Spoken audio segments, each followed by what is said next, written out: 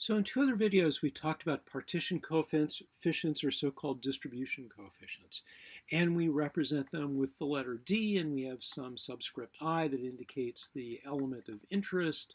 So in our other videos, we took a look at the partitioning of cobalt between a metal and a silicate phase. And then in another video, we looked at the partitioning of uranium between, let's say, a mineral like zircon and some fluid. And so we can just talk about, let's say, this is our alpha and this is beta.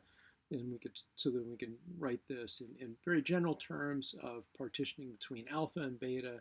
And again, for this example, this would be our alpha and this is our beta. It's usually the mineral phase. If a mineral is involved, that would be at the top of this ratio, would be the numerator, and a fluid or liquid would be on the bottom. But we can mix and match and write them in different ways. But it's usually a habit to have, if a mineral is involved, to have the mineral have its concentration. So this would be the concentration of I in alpha divided by the concentration of I in beta, where alpha is a mineral phase. And it could be that both alpha and beta are minerals. We could look at the partitioning, let's say, between nickel and the way it's partitioned between, say, orthopyroxene and clinopyroxene, for example. Well, we're going to look at one last example where we're going to take the case of olivine. And so we can look at olivine divided, relative to a liquid. So that would be the concentration of some element I in olivine divided by the concentration of that same element in some silicate liquid.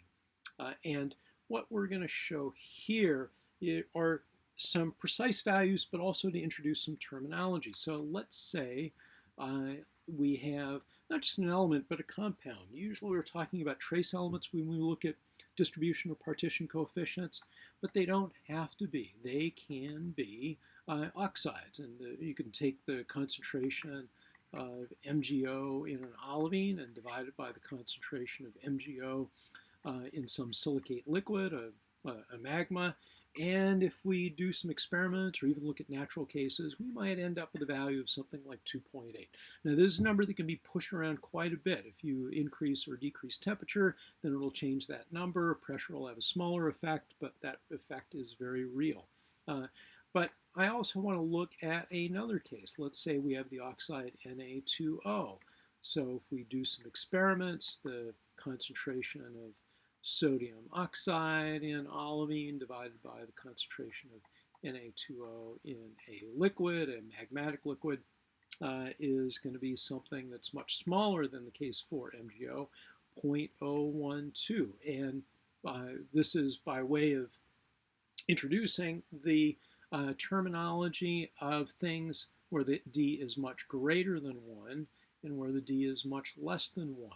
These things are referred to as compatible, and then these things are referred to as incompatible.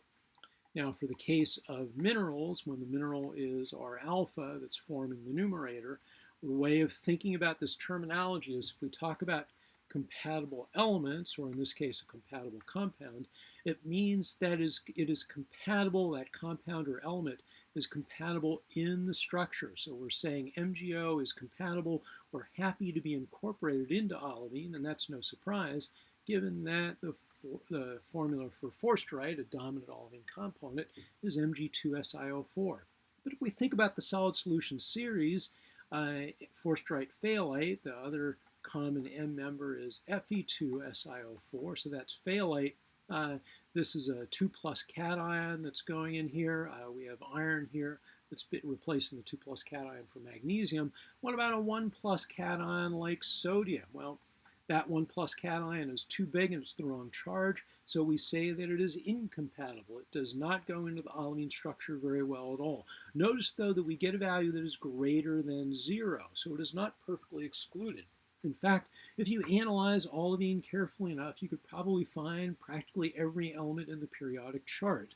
But those elements like sodium or uranium that don't have the right charge or don't have the right size to fit in for magnesium or silicon or iron, they will be highly incompatible and have very, very small values, small concentrations leading to very small values for D. And then there are going to be elements like nickel or manganese that do have about the right charge and about the right size, and they could be highly compatible. They will have no problem fitting in for magnesium or iron within the solid solution series, and so we can obtain a much more extensive solid solution if nickel and manganese are present in this liquid that olivine is crystallizing from.